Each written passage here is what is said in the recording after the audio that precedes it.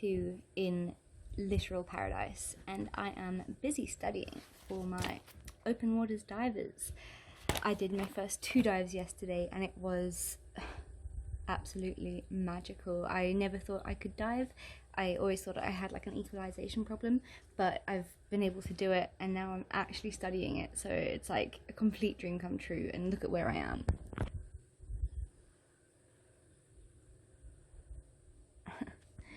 That's the view from my beautiful little place that I'm staying in. It is... I am in heaven. I've just gotten out the sun as well because I was frying out there. That's what I'm busy doing. I'm taking a break from my book Recursion to read this, study and be studious so that I can pass and become a diver. The only thing that could possibly make this any better right now is a cocktail. Life is grand. Okay, I want to show you the room because it's so beautiful. Hold on. So this is where we are. Then you go into this beautiful deck and you get inside. That's where I was busy reading. I was over there, but then I got really baked in the sun. You walk in and they do it up so nicely. There's these mosquito nets every night that they put down. A little fridge, there's 2 bottles of wine in there, but they cost a fortune because of the importing stuff. So we haven't touched that. And then this is the outside shower, which is so beautiful. I'm fat. Squeeze.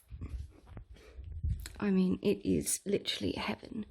So you go to sleep at night and you can hear the ocean, because this is now going into low tide, I think.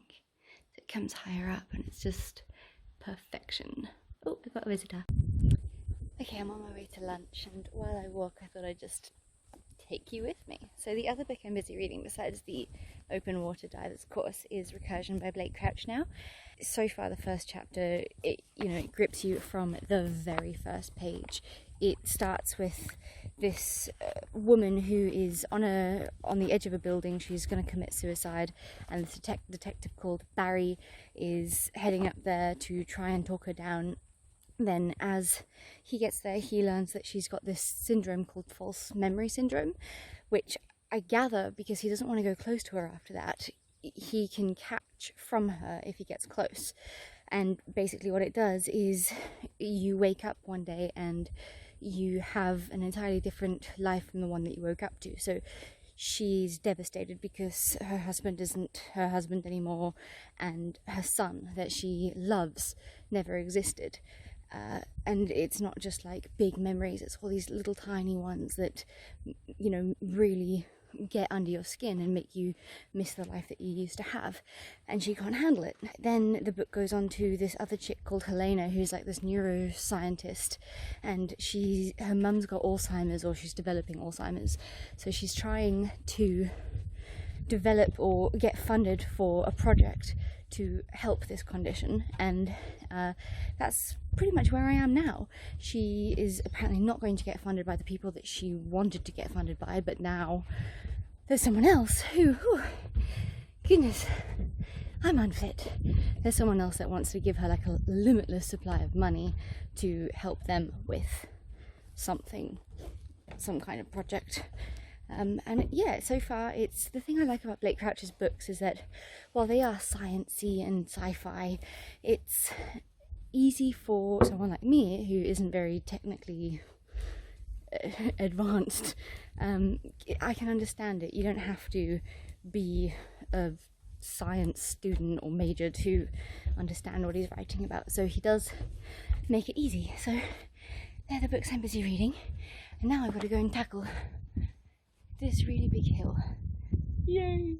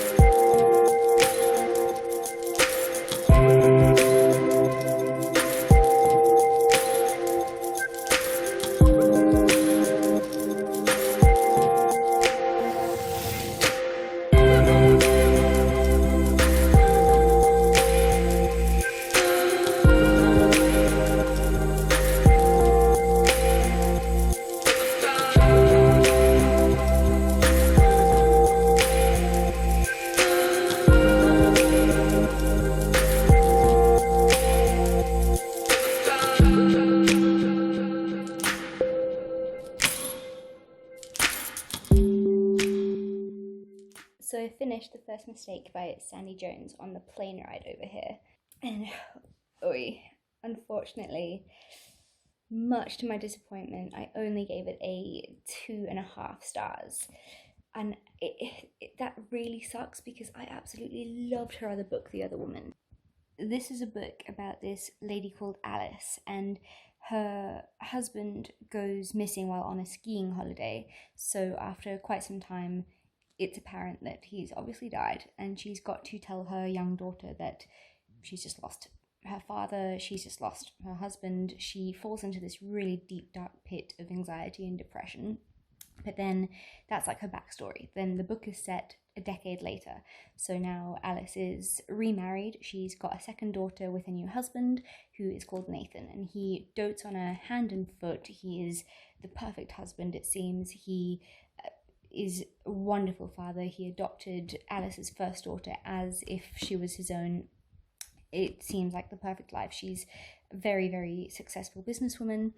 But then she starts to suspect that her husband is having an affair, and she turns to her best friend Beth for help. That is the premise of the book. Then, like, halfway through the book, it flips to, like, the best friend Beth, her backstory. And that's, like, a hefty chunk of the book, which by the time Beth's chapters, her backstory, by the time that had finished, I found myself having to go back and remember where we left off with Alice's story. So it was a bit too choppy for me. Like I needed to remember what was going on for such a thick book, and then for the entire story to completely change halfway through. It was just like, oh, okay, hello. When you read one book by an author that you absolutely love, you get this high expectation for the next one, I think, and more often than not I feel like you do get disappointed. Say, for instance, The Girl on the Train by Paula Hawkins. Her second book, Into the Water, was nowhere near as good, in my opinion. Same with this book. The Other Woman was so good, but the first mistake, I was not impressed. There's a couple of reasons why. First and foremost, I found the writing really lackluster. The dialogue was really unbelievable. No one talks like the characters in this book at all. But the characters, they were well developed. When I first started this book, I found that it was really slow paced and I just really wasn't connecting with it. Then chapter 12 ended on this really big bang, and I was like rubbing my hands together going, okay, this is it. But then as the book went along, it just started getting more and more cliche. I guess if you are someone that loves your, run-of-the-mill thriller novel, then you might actually find yourself really enjoying this. But the amount of thrillers that I read, it's kind of given me a bit of a finer palette for thrillers, if you will. I need something more complex and gripping to really captivate me in a novel. A thriller novel has to be unpredictable for me. I have to be left, every time a chapter ends, wondering what is going to happen next. Who is the bad person? But this, I figured it all out really early on, and I guess that's what I mean by I need a more complex book. I've got to find a palette for it. It was fun and twisty, but there were just so many little clues peppered throughout the book that it kind of took a bit of the fun of guessing away from it because it was just so obvious. It was also just super dramatic. There were so many problems interlaced into the story, and the writing and the dialogue and everything, it was just really over dramatized, and it really bothered me. So now this author has one book, The Other Woman, that I absolutely loved, and another one, The First Mistake, which unfortunately did not do it for me. She does have another book coming out mid-2020 called The Half-Sister. So I am excited for it. I am going to be picking it up, and let's see if The Half-Sister is going to solidify my love for Sandie Jones or not. Let's see. I'm waiting for Durant to come back. He's off scuba diving. And some people this morning already went out scuba diving and they saw manta rays, so I'm like frothing. I've got to get this book done, do my course. Tomorrow is going to be spent in the water with the instructor going through everything properly. So I did my first 2 dives yesterday, which was so fun, but now it's time to do it properly and get my actual certificate so I can dive forever. Under the water is just a different world. It's something else. I mean, yesterday I saw a fish that was the size of my bloody car. Right, enough chatting. Must study and then go for some lunch.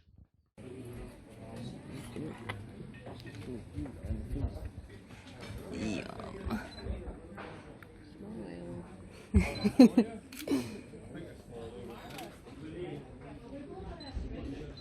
Best place to have lunch ever.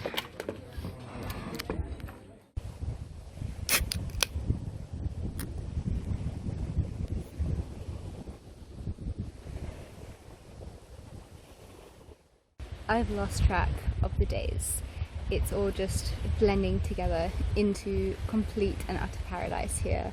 It's a bit more of a choppy, windy day today, but the temperature is still beautiful. Things here have been going amazingly. I got my scuba diving course done and dusted yesterday. Was it yesterday or the day before? Yesterday.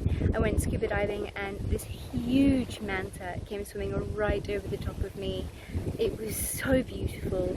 My partner has a couple of GoPro videos, so I'll see if I can steal some from him and insert them in this video for YouTube for you guys. But right now, I am having a bintang because that's what you do when you're in Indonesia. Wine is astronomically expensive here. Like, so they have these wines from Australia that I used to get all the time in my 6 for $36 deal. 6 bottles of wine for $36. And here, one of those bottles of wine is $52 to $60, sometimes even more, which is like where I'm from. Enough to get you by for wine for a freaking long time, just for a bottle. So, $4 bintang, it is. And I'm not a beer drinker, but this is just so perfect. I am in heaven. I did finish The Family Upstairs by Jewell on Audible the other day, which I absolutely loved. I gave it a 4 out of 5 stars. It's a very different book from the other Jewell book I've read, which is Then She Was Gone. I found that it was a lot darker than the other book that I've read of hers, and it kind of blended gothic horror with like a modern day kind of a thriller, but I wouldn't really call it a thriller. It's more of like a family drama more than anything else. Like, it's not scary at all, but it's so atmospheric, so well written, it's artful, beautifully crafted. It was a really good book. The premise is about this girl called Libby, who, when she turns 25, she's spent the last 25 years living a very mundane life, average job, just, trying to get by. On her 25th birthday, she receives this envelope, which the contents tells her who her birth parents are and where she comes from and what her birth parents left her in their will. And what they did leave her in the will is pretty astounding. They left her this multi-million-dollar abandoned mansion in Chelsea, London, on the Thames, and she is just like gobsmacked because, this is a girl that's come from pretty much nothing. This mansion that she's inherited holds really dark secrets, and in between Libby's story we have 2 other points of views as well. So we get this lady who is living in the south of France, busking on the street corners with a fiddle, trying to get by to support her and her 2 children and her dog. This woman receives a text on Libby's 25th birthday, literally just saying, the baby is 25. So then this woman does everything she can to get her and her little family across the ocean to go to London, where she's going to go find this Libby chick who she's never seen before, apparently. And then we get another point of view, this boy called Henry, and he basically retells the history of the mansion from his childhood when he lived there. Because the mansion, the dark history it has is that there was a cult pact suicide, and Livy was this baby that was just abandoned in a crib there, but she'd been well looked after. She had a fresh nappy and she was well fed and all that stuff, so someone had cared for her, but then the police came and no one was there. So that's kind of the story, and you'd think that with so many points of views it would be quite confusing, but Lisa Jewell really did astoundingly well in this book. It was superb. It's a really sinister and unputdownable book. It's very dark and mysterious. I really thoroughly enjoyed it, and now I am definitely more convinced into picking up more of Lisa Jewell's books, because when I read Then She Was Gone, I wasn't too sold, so going into The Family Upstairs I was a little bit hesitant. I must say the reason I didn't give it a full 5 stars is just with Then She Was Gone. I found that there wasn't this big twist or this shock factor that left me with my mouth hanging open. It was a fantastic story, don't get me wrong, but it didn't have that whoa, that big shocking twist that I love in a book, especially a thriller. So that's the only reason it lost a star from me, but overall a really good book, and I highly recommend it. I have paper on my lip throughout that whole section. I'm not going to bother refilming that. The audiobook I just started today is Helter, Skelter by, is it Vincent Bugliosi? Bugliosi? This is a 26-hour audiobook. Huge commitment, but I am so excited. I've already, in the last 24 hours, completed almost 12 hours of the audiobook, very much sped up. So, and Duran, my partner, he was having a shower and I was listening to the audiobook before bed last night, and he came out and he was like, how the hell do you understand what they're saying in this audiobook? Because it's like, it's like chipmunks. But that's how we get through so many books, and you get used to understanding it eventually. So Helter Skelter is obviously about the true stories of the Manson murders, and I must say so far it's very well written, but I am finding that it's extremely in-depth and extremely detailed about every bit of the case. I didn't know all that much about the Manson murders, and for a murderino that's terrible. So it's interesting getting more information, knowledge into something that happened in, what was it, 1969. So let's see, I'm on part 4 now, but it's not the most riveting book. It's obviously it's non-fiction, but it's going good. It's a book that I have really been wanting to read, so I just want to get through it and give myself more knowledge on something that's so famous. I don't think I could ever get used to beer, to be honest. At least tonight there's a cocktail party up at the top, which is up there. So I'll be doing that in a bit. Let me go have a shower, freshen up, listen to some more Helter Skelter. Recursion is going really well. Recursion by Blake Crouch. I am halfway through now. It's nothing like what I expected it to be. Definitely not as good as Dark Matter in my opinion, but it's quite like, I don't know how to describe it without ruining the whole book for you, but you know, I try and keep everything spoiler free, but it's all about memories and deja vu, and then it just goes completely bloody wonky and wobbly and strange, and I'm just like, what is going on? It's impossible to explain that book, to be fair. It's like this detective called Barry who loses his daughter in a hit and run accident when she's, I think, 15 or something, and then somehow he manages to find his way into this building called Hotel Memory, and this guy called Slade, Marcus Slade, puts him into this chair that this woman called Helena invented. Are you keeping up? Because, I don't know, I'm probably already not making sense, but she created this chair which was specifically designed to help people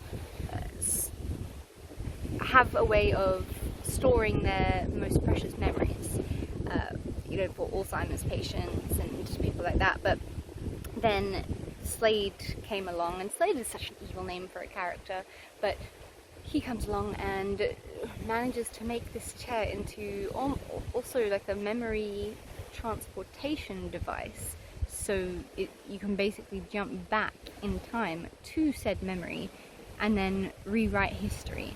But obviously that can cause a lot of shit, because that rewrites the entire future. Are you keeping up? Yeah, anyway, so Barry goes back in time to before he managed to save his daughter.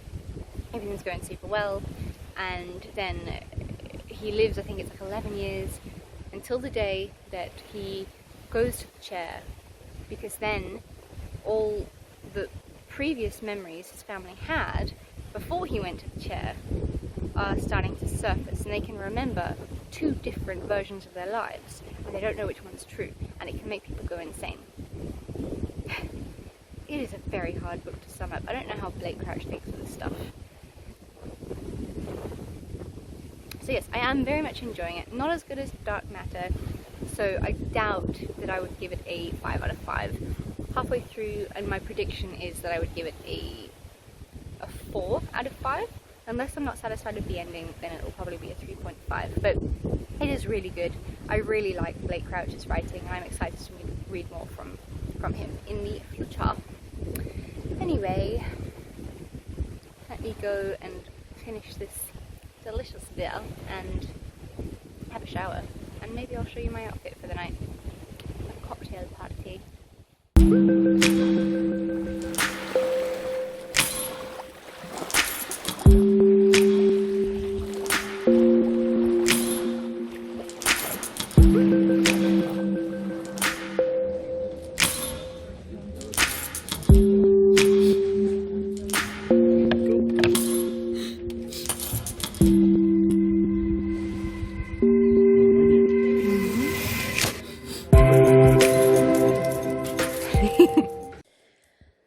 It's our second last day in paradise, and I do not want to leave. It has been such an amazing time here. I am so blessed and grateful to have been able to come here. We went scuba diving again today. Both of us were, my partner was a bit sick for the last 2 days, and I think I overdid it with scuba diving, and I got a really sore ear, so we took 2 days off. And now, today, it felt better. So we went scuba diving, and we went to this place called Magic Mountain, which is the only place out of this whole trip that I've seen mantas twice now. And again, it was 2 beautiful mantas. They just they're so majestic. I absolutely adore them. And there's these beautiful big turtles and so many gorgeous fish. It's, yeah, oh, I really hope I can, you know, you'll be watching this when it's live, so there'll probably hopefully be some GoPro video footage in here for you. I hope so, because it's too beautiful not to share with the world. Oh, I'm so lucky. I just don't want to leave, and you know, my partner probably doesn't watch this far in my videos, but if he does, thank you so much for bringing me here. It was the most incredible thing ever, and I appreciate it more than you know. He's just off doing some flying. I've been helping him for the last couple of days with the reason why we're here is not actually for a holiday, it's for business, but I took the day off today to just relax, rest, and I finished Helter Skelter, which is really good. 26 hours on Audible, and I got through it in 3 days, so I was pretty impressed with myself. I have so much to say about this book.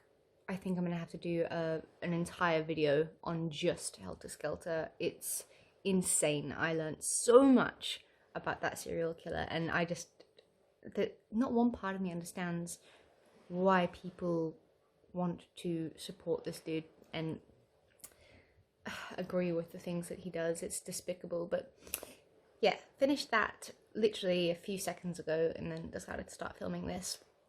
Now, yesterday at midnight, my favourite author, Colleen Hoover, released her brand new book, Regretting You, which I'm about to start.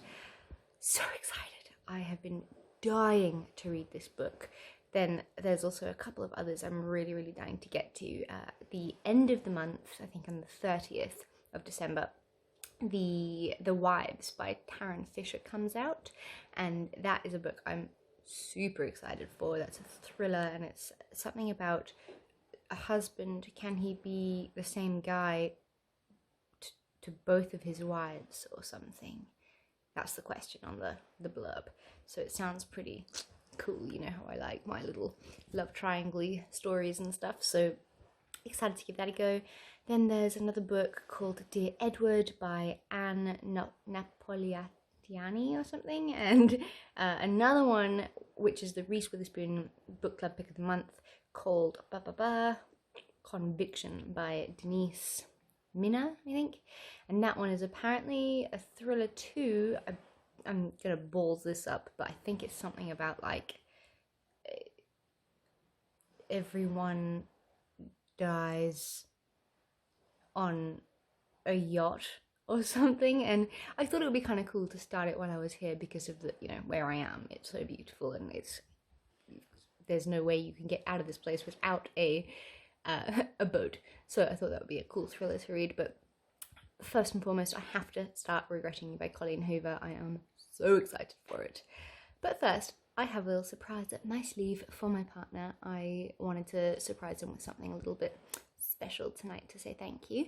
So I'm heading up to the restaurant now. I've got like a little table booked. They're gonna dig in like holes in the sand and put candles inside the holes and put a little table for us out on the beach, just like a little private dinner setting with some bubbles, and just like a little way of me thanking him for bringing me along here. So that's what I'm gonna go do now. Have a good day. Bye.